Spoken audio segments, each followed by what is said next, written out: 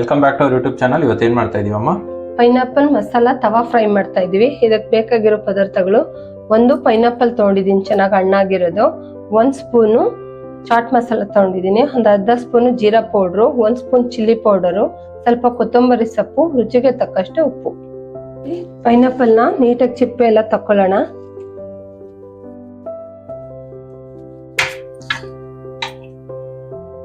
ಇದು ಫುಲ್ಲು ಆ ಕಡೆ ಈ ಕಡೆ ತುದಿ ಕಟ್ ಮಾಡ್ಬಿಡ್ಬೇಕು. ಆಮೇಲೆ ಚಿಪ್ಪೆ ತಕೊಳ್ಳೋಣ.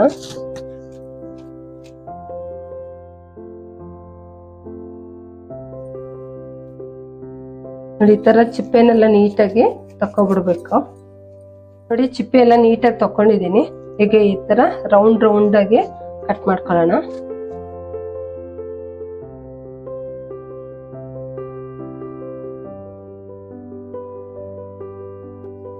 ಇದು ನೋಡಿ, ಪೈನಾಪಲ್ ಇಲ್ಲ ಜ್ಯೂಸ್ ಮಾಡ್ಕೊಂಡು ಕುಡಿತಾರೆ, ಇಲ್ಲ ಹಂಗೆ ಹಣ್ಣು ತಿಂತಾರೆ. ಮತ್ತೆ ಈ ತರ ಮಸಾಲೆ ಮಾಡ್ಕೊಂಡು ತಿನ್ನೋದ್ರಿಂದ ತುಂಬಾ ಚೆನ್ನಾಗಿರುತ್ತೆ. ಪೈನಾಪಲ್ ಎಲ್ಲ ನೀಟಾಗಿ ರೌಂಡ್ ಆಗಿ ಕಟ್ ಮಾಡಿ ಇಟ್ಕೊಂಡಿದೀನಿ. ಈಗ ಈ ಮಸಾಲೆ ಎಲ್ಲ ಚೆನ್ನಾಗಿ ಮಿಕ್ಸ್ ಮಾಡ್ಕೊಳ್ಳೋಣ. ನೋಡಿ, ಎಲ್ಲ ಇದಕ್ಕೆ ಹಾಕೊಳ್ಳೋಣ ಪ್ಲೇಟ್ಗೆ. ಜೀರಾ ಪೌಡ್ರು, ಚಾಟ್ ಮಸಾಲ, ಮತ್ತೆ ನೋಡಿ ಚಿಲ್ಲಿ ಪೌಡ್ರು. ನಿಮ್ಗೆ ರುಚಿಗೆ ಎಷ್ಟು ಬೇಕೋ ಅಷ್ಟು ಚಿಲ್ಲಿ ಪೌಡ್ರು, ಉಪ್ಪು. ಇವಾಗ ಇದನ್ನೆಲ್ಲ ಚೆನ್ನಾಗಿ ಮಿಕ್ಸ್ ಮಾಡ್ಕೊಳ್ಳೋಣ. ಎಲ್ಲ ಚೆನ್ನಾಗಿ ಮಿಕ್ಸ್ ಆಗ್ಬೇಕು, ಖಾರ ಮಸಾಲೆ ಎಲ್ಲ. ನೋಡಿ, ಇದನ್ನೆಲ್ಲನು ಹಂಗೆ ಎತ್ಕೊಂಡ್ ತಿಂದ್ರೆ ಒಂಥರ ಟೇಸ್ಟ್ ಇರುತ್ತೆ, ಆದ್ರೆ ತವ ಮೇಲೆ ಹಾಕಿ ಫ್ರೈ ಮಾಡ್ಕೊಂಡ್ ತಿಂದ್ರೆ ಇನ್ನೂ ತುಂಬಾ ಟೇಸ್ಟ್ ಚೆನ್ನಾಗಿರುತ್ತೆ.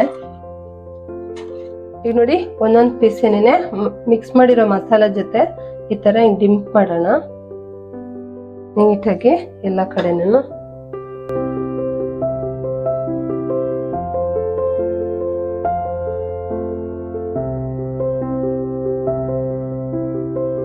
ಇದೇ ತರ ಎಲ್ಲ ಪೈನಾಪಲ್ಗೂ ಪೀಸ್ಗೂ ನೀಟಾಗಿ ಎಲ್ಲ ಉಪ್ಪು ಖಾರ ಎಲ್ಲ ಹಿಡಿಯೋ ತರ ನೀಟಾಗಿ ಮಾಡ್ಕೊಳ್ಳೋಣ.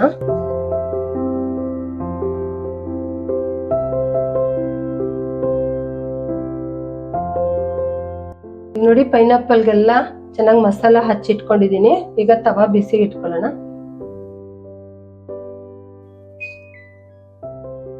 ಈಗ ನೋಡಿ, ಸ್ಟವ್ ಹಚ್ಕೊಂಡು ಒಂದು ತವಾ ಇಟ್ಕೊಳ್ಳೋಣ. ಈಗ ನೋಡಿ, ಸ್ವಲ್ಪ ಆಯಿಲ್ ಸ್ಪ್ರೇ ಮಾಡ್ಕೊಳ್ಳೋಣ.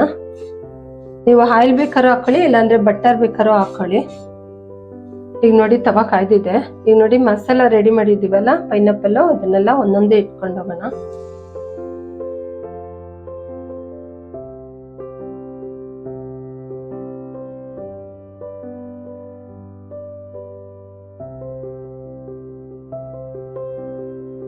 ಲೋ ಫ್ಲೇಮ್ ಅಲ್ಲೇ ಇಟ್ಕೊಂಡು ಸ್ವಲ್ಪ ಫ್ರೈ ಮಾಡ್ಕೊಳ್ಳಿ.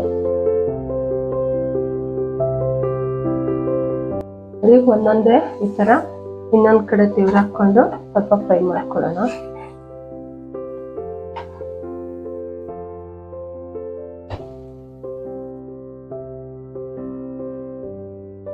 ನೋಡಿ, ಚಿಕ್ಕ ಮಕ್ಳು ದೊಡ್ಡವ್ರು ಎಲ್ಲರೂ ತುಂಬಾನೇ ಇಷ್ಟಪಟ್ಟು ತಿಂತಾರೆ ಈ ತರ ಮಸಾಲ ಎಲ್ಲ ರೆಡಿ ಮಾಡಿ ಕೊಟ್ರೆ. ನೋಡಿ, ಪೈನಾಪಲ್ ಅಲ್ಲಿ ಇರೋದು ಹುಳಿ, ಸ್ವೀಟು, ಮತ್ತೆ ಚಾಟ್ ಮಸಾಲ, ನಾವು ಚಿಲ್ಲಿ ಪೌಡರ್ ಎಲ್ಲ ಹಾಕಿದೀವಲ್ಲ, ಅದೆಲ್ಲ ಒಂದು ಒಳ್ಳೆ ಟೇಸ್ಟ್ ಕೊಡುತ್ತೆ. ಇದು ಈ ತರ ಲೋ ಫ್ಲೇಮ್ ಅಲ್ಲಿ ಇಟ್ಕೊಂಡೇನೆ ನೀಟಾಗಿ ಈ ತರ ಒಂದೊಂದ್ ಕಡೆ ತೀವ್ರ ಹಾಕೊಂಡು ಸ್ವಲ್ಪ ಫ್ರೈ ಮಾಡ್ಕೋಬೇಕು. ಲೋ ಫ್ಲೇಮ್ ಅಲ್ಲೇ ಇಟ್ಕೊಳ್ಳಿ, ಜಾಸ್ತಿ ಸೀಸಕ್ ಹೋಗ್ಬೇಡಿ. ಮಸಾಲೆ ಎಲ್ಲ ಸೀದಿದ್ರೆ ಚೆನ್ನಾಗಿರಲ್ಲ ಟೇಸ್ಟ್. ಈಗ ನೋಡಿ, ಒಂದ್ 5 ನಿಮಿಷ ಅಷ್ಟೇ ಫ್ರೈ ಮಾಡ್ಕೊಂಡಿದ್ದೆ ನಾನು. ಈಗ ಸ್ಟವ್ ಆಫ್ ಮಾಡ್ಕೊಳ್ಳೋಣ. ಎಲ್ಲ ಫ್ರೈ ಆಗಿದೆ. ಈಗ ಒಂದೊಂದೇ ಪ್ಲೇಟ್ಗೆ ಸರ್ವ್ ಮಾಡ್ಕೊಳ್ಳೋಣ. ಈಗ ನೋಡಿ, ಪೈನಾಪಲ್ ಎಲ್ಲ ಮಸಾಲ ಎಲ್ಲ ತವಾದಲ್ಲಿ ಫ್ರೈ ಮಾಡ್ಕೊಂಡಿದೀವಿ, ಫುಲ್ ರೆಡಿ ಆಗಿದೆ. ಈಗ ಒಂದ್ ಸ್ವಲ್ಪ ಕೊತ್ತಂಬರಿ ಸೊಪ್ಪು ಹಾಕೊಂಡು ಗಾರ್ನಿಶ್ ಮಾಡ್ಕೊಳ್ಳೋಣ. ನೋಡಿ, ಬಿಸಿ ಬಿಸಿ pineapple masala tawa fry ready ಆಗಿದೆ.